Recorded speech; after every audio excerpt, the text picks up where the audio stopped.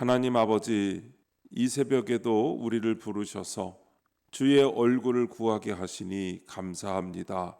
세상은 여전히 소란하고 악은 강한 것처럼 보이지만 우리는 주님이 다스리시는 세계 속에 살고 있음을 믿습니다.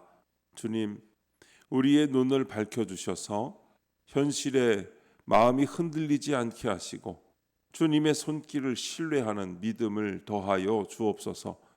우리 안에 자리한 두려움과 불평과 낙심을 내려놓고 주의 공의와 진리 안에 새 힘을 얻게 하여 주옵소서. 주님의 때가 언제나 옳음을 믿고 말씀을 통하여 다시 바른 길을 걸어가게 하옵소서. 오늘도 말씀하옵소서. 듣겠습니다. 예수님의 이름으로 기도합니다. 아멘. 성경 말씀 시편 58편 1절부터 11절까지 말씀입니다. 통치자들아, 너희가 정의를 말해야 하거늘 어찌 잠잠하냐? 인자들아, 너희가 올바르게 판결해야 하거늘 어찌 잠잠하냐? 아직도 너희가 중심에 악을 행하며 땅에서 너희 손으로 폭력을 달아주는도다. 악인은 모태에서부터 멀어졌으며 나면서부터 곁길로 나아가 거짓을 말하는도다. 그들의 독은 뱀의 독 같으며 그들은 귀를 막은 귀머거리 독사 같으니 술사에 홀리는 소리도 듣지 않고 능숙한 술객의 요술도 따르지 아니하는 독사로다. 하나님이여, 그들의 입에서 이를 꺾으소서. 여호와여, 젊은 사자의 어금니를 꺾어내시며 그들이 급히 흐르는 물같이 사라지게 하시며 겨누는 화살이 꺾임 같게 하시며 소멸하여 가는 달팽이 같게 하시며 만삭되지 못하여 출생한 아이가 햇빛을 보지 못함 같게 하소서. 가시나무 불이 가마를 뜨겁게 하기 전에 생나무든지 불 붙는 나무든지 강한 바람으로 휩쓸려 가게 하소서. 의인이 악인의 보복당함을 보고 기뻐하며 그의 발을 악인의 피에 씻으리로다. 그때에 사람의 말이 진실로 의인에게 갚음이 있고 진실로 땅에서 심판하시는 하나님이 계시다 하리로다. 아멘. 하나님이 계시다 라는 제목으로 말씀의 은혜를 함께 나누겠습니다. 본문 요약입니다. 다윗은 정의를 버리고 악을 행하는 통치자를 질책합니다. 그리고 누구의 말도 듣지 않는 독사 같은 그들을 급히 흐르는 물같이 사라지게 해달라고 하나님께 간구합니다. 그때 의인은 악인의 보복당함을 보고 기뻐할 것이라고 합니다. 첫 번째, 어찌 잠잠하냐? 1절부터 5절입니다. 다윗은 권력자들이 정의를 침묵하고 악을 조장하는 현실을 통렬히 질책합니다. 그들은 뱀의 독처럼 해로운 거짓을 말하고 바른 말에는 귀를 막은 독사처럼 완고합니다. 사람을 살리는 판결 대신 폭력을 휘두르는 손길은 하나님 앞에서 반드시 드러날 불의입니다. 우리는 이런 불의 앞에서 잠잠하지 말고 공의로우신 하나님의 시선과 개입을 구해야 합니다. 성도는 불의한 세상에서 하나님의 정의를 말하고 실천하는 용기를 품어야 합니다. 적용 질문입니다. 나는 불의한 상황 앞에서 하나님의 정의를 믿고 바른 말로 반응합니까? 실제 우리의 삶을 돌아보면 사람들의 눈치를 보거나 관계가 불편해질까 봐 염려하며 해야 할 말을 뒤로 미룰 때가 있습니다. 잘못된 상황을 보면서도 괜히 나섰다가 손해보는 것 아닐까 하는 마음이 우리의 입술을 닫아버리기도 합니다. 그리하여 정의를 외쳐야 할 순간에 가장 쉬운 선택인 침묵을 택할 때가 있습니다. 그러나 성도는 불의 앞에서 침묵하는 사람이 아닙니다.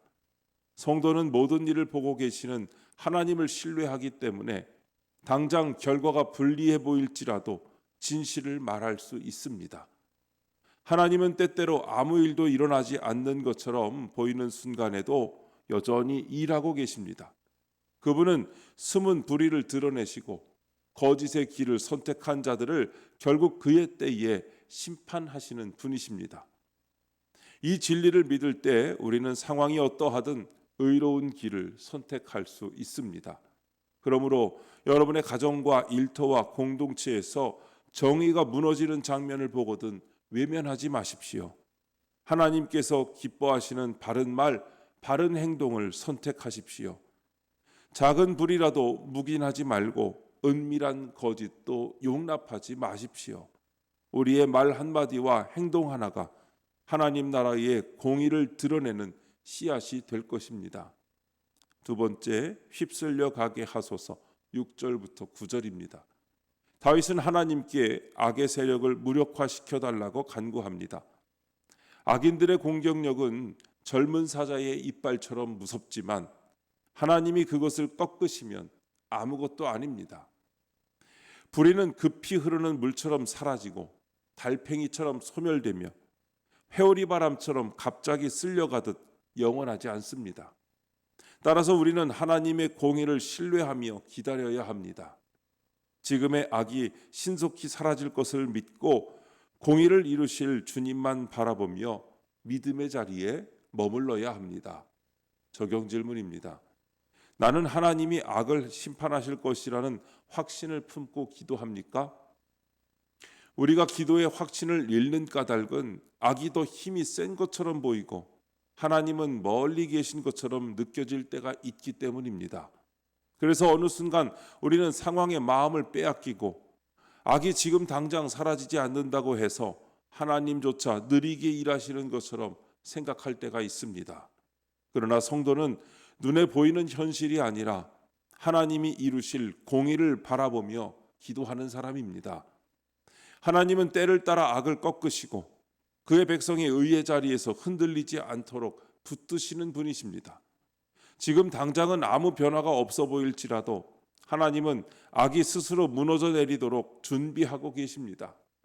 그분의 심판은 결코 지연되지 않으며 반드시 그분의 때에 이루어집니다. 그러므로 여러분, 악의 소리가 더 크게 들리는 오늘도 두려워하지 마십시오. 하나님이 심판하실 것이라는 확신을 품고 기도하십시오. 우리를 억누르는 거짓과 불의가 더 이상 힘을 쓰지 못하도록 하나님이 그 뿌리를 꺾으실 것을 믿고 기도하십시오. 그리고 주님께서 공의를 이루실 때까지 믿음의 자리를 굳게 지켜야 합니다. 주님은 우리의 기도를 통해 그리고 우리의 흔들림 없는 믿음을 통해 악을 쓸어내시고 그분의 공의를 드러낼 것입니다. 세 번째, 의인이 보고 기뻐하며 10절부터 11절입니다. 다윗은 의인이 하나님의 심판을 보고 기뻐할 것이라고 노래합니다. 악인이 몰락할 뿐만 아니라 하나님의 정의가 눈에 보이게 이루어질 것이기 때문입니다. 이 땅에는 심판하시는 하나님이 계시며 결국 의인은 그 보응을 받을 것입니다. 당장은 불의한 세력이 이긴 것처럼 보여도 하나님은 침묵하지 않으십니다. 우리는 이 확신으로 오늘을 살아낼 수 있습니다. 현재 내 삶에서 하나님의 공의를 기다리는 믿음으로 바른 길을 걸어가야 합니다. 적용 질문입니다. 나는 하나님의 공의가 이 땅에서 실현될 것을 믿으며 살아갑니까? 현실은 종종 정반대처럼 보입니다. 악한 자가 오히려 성공하고 정직한 사람이 손해를 보고 정의를 말하는 사람이 오해를 받을 때 우리의 마음은 약해집니다. 하나님이 계신데 왜 이런 일이 일어나는가? 이 질문이 우리의 신앙을 흔들 때도 있습니다. 그러나 성도는 눈에 보이는 현실이 아니라 하나님이 이루실 결말을 바라보며 살아가는 사람입니다. 지금 악이 두드러져 보이는 것은 하나님이 안 계시기 때문이 아니라 하나님이 정하신 때가 아직 이르지 않았기 때문입니다. 하나님의 공의는 결코 지체되지 않으며 그분의 때에 반드시 드러납니다. 의인이 기뻐하게 될 그날은 하나님의 약속이며 우리의 믿음의 이유입니다. 그러므로 여러분, 오늘 불의가 마음을 무겁게 한다 해도 낙심하지 마십시오. 하나님이 지금도 숨은 곳에서 의를 준비하고 계시며 결국 모든 일을 바르게 세우실 것입니다. 그 확신을 붙잡고 바른 길을 걸어가셔야 합니다. 정직을 택하고 진리를 말하며 작은 상황에서도 꼭 의를 따라 사십시오. 하나님은 이런 신실한 걸음을 기억하시고 그 발걸음 위에 그분의 공의를 밝히 드러내실 것입니다. 지금 보이는 현실에 흔들리지 말고 하나님의 공의가 반드시 이루어질 것을 믿으며 오늘도 정직과 진리의 길을 흔들림 없이 걸어가시기를 주님의 이름으로 축원합니다. 기도하겠습니다. 하나님 아버지, 불의가 기승을 부릴지라도 심판하시는 하나님이 계심을 잊지 않길 원합니다. 억울하고 부당한 대우를 받을 때 복수심보다 주님의 정의를 구하는 마음을 갖게 하옵소서. 오늘도 의를 행하고 주님의 공의가 이루어질 것을 확신하며 살게 하옵소서. 주님, 이 시간 주님께 기도드리는 성도의 기도 가운데 함께하여 주시옵시고 주님의 세미한 음성을 들려주시며 그 선하신 손길로 붙들어 주시옵소서. 우리 주 예수님의 이름으로 기도드립니다. 아멘.